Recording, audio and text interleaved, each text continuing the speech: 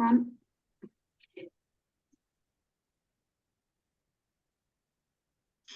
Hello, everyone. I am Ilaria Lorusso, and I'm here with my colleague from the human rights group, Sofia, Sutera, for another episode of the ITSS Verona member series. Today's episode is going to delve into the issue of women's rights in the digital economy. And to talk about this, we have expert Beatrice Maneshi, gender security and financial inclusion expert focused on the MENA region, the CI and the Sub-Saharan Africa, and founder of Catalystas Consulting, whose mission is to provide governmental and non-governmental entities support in mainstreaming and bring attention in general to gender issues when it comes to their activities. So thank you so much again for joining us today. The main focus of today is actually one of Catalystas' reports on the status of women's rights in the digital economy. So my first question would be to briefly summarize this report. What was its aim and its main results, and particularly what you personally found as most striking among all of these results? Great. First, thanks so much for having me on the podcast. Been a big fan of the work you guys have done so far, so happy to share information with you all. The research we did was on behalf of Action Aid International, who does a lot of work on labor rights and women's rights overall. We were specifically asked in 2022 to do a rapid study on the rights of gig workers, and especially women, in specifically Africa, Latin America, and South America. And our work and focus was much more focused on the gig economy as it relates to care, domestic care services, beauty services, and ride-hailing services. We could talk about gig economies that are from apps in a lot of different ways, but we decided to focus more on what we call blue-collar labor, which requires in-person contact.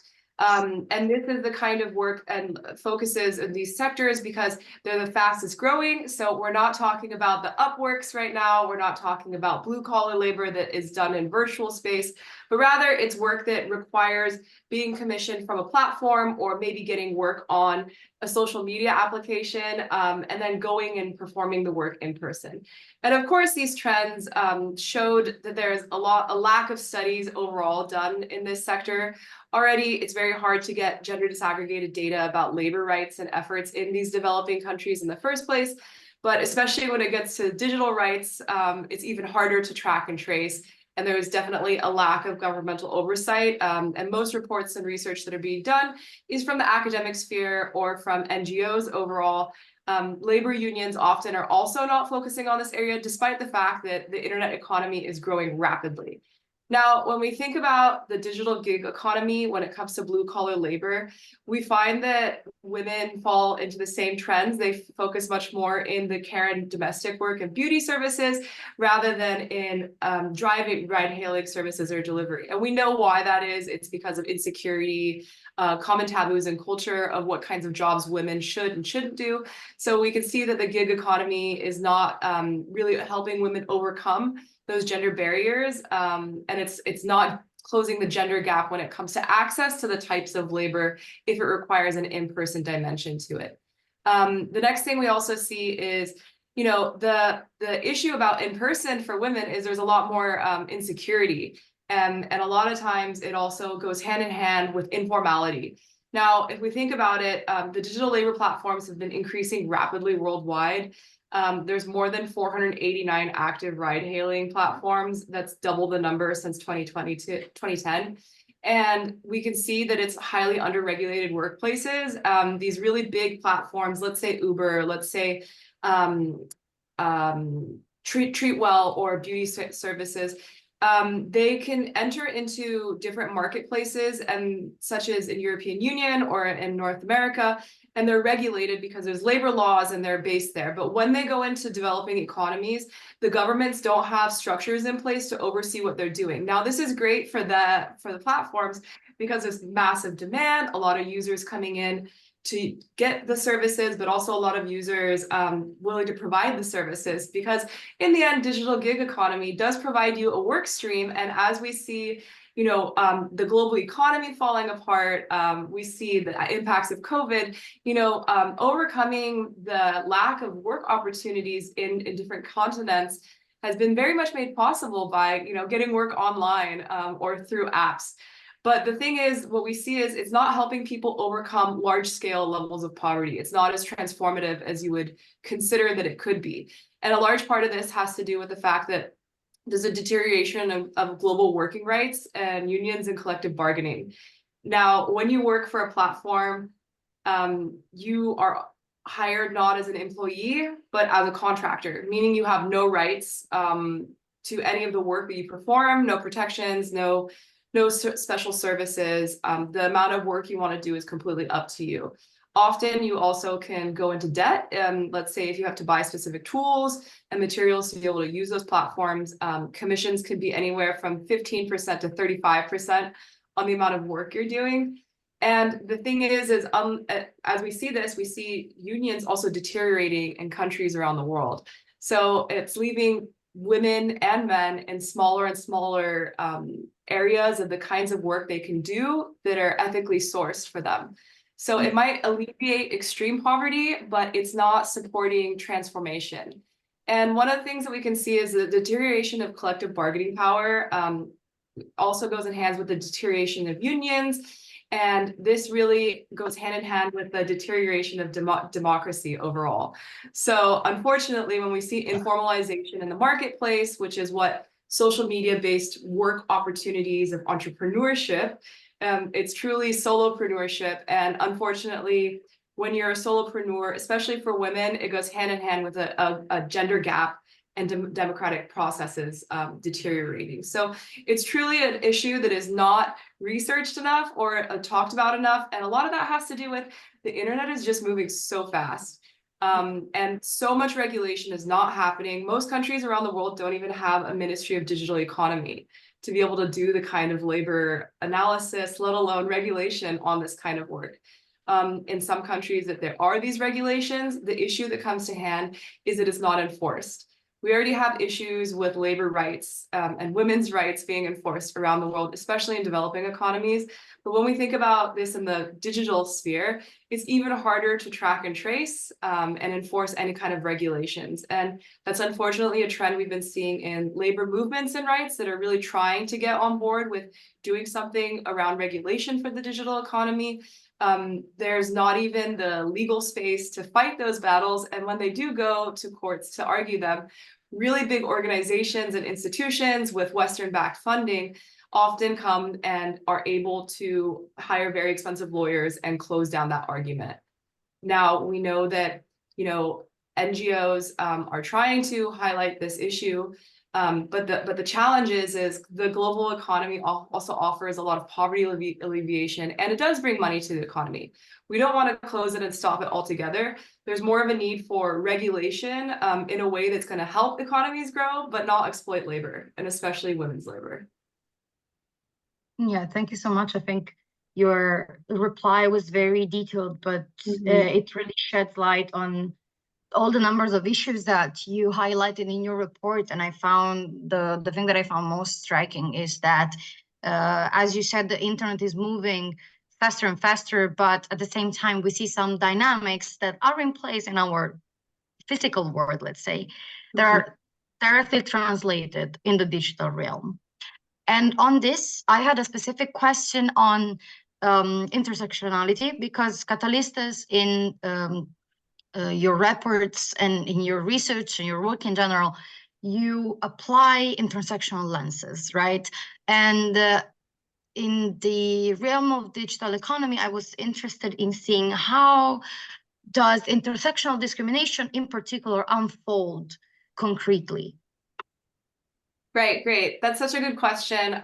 We can't look at any problem in any economy just through the lens of gender. You have to look at what makes up people's identities and how does that affect them politically, but economically as well. So I would say the gig economy for individuals who work completely online and in digital space has been an eye-opening, and they have opportunities to work with global markets. Their gender and race doesn't matter as much, their ratings do. But for work that requires in-person contact, we see the same pervasive issues follow up. Sexism, most definitely. This is why women don't become drivers on a lot of driving applications, because of the level of harassment that they experience. We also see racism, and especially the caste system coming into place on different kinds of work, especially when it comes to domestic labor or beauty. In some countries, you can tell people's religion or ethnic background just by looking at their names. And so we see these kinds of discrimination that just happen in the normal workplace being able to be done even more without any kind of repercussions, because again, there's no regulation over the structures. And that's when we think about it on the user end of things. Now, if we think about it, again, I want to go back to the fact of this being a pathway towards poverty alleviation, but again, making it pervasive levels of self-employment, which is informality. You know, in Asia, 95% of women are in the informal economy, Sub-Saharan Africa, 89%, Latin America, 59%.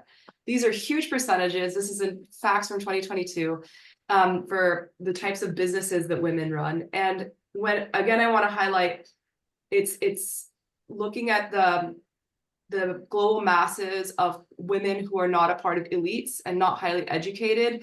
And this process is not allowing them to transform themselves and have upward mobility in their social castes or economic situations long term.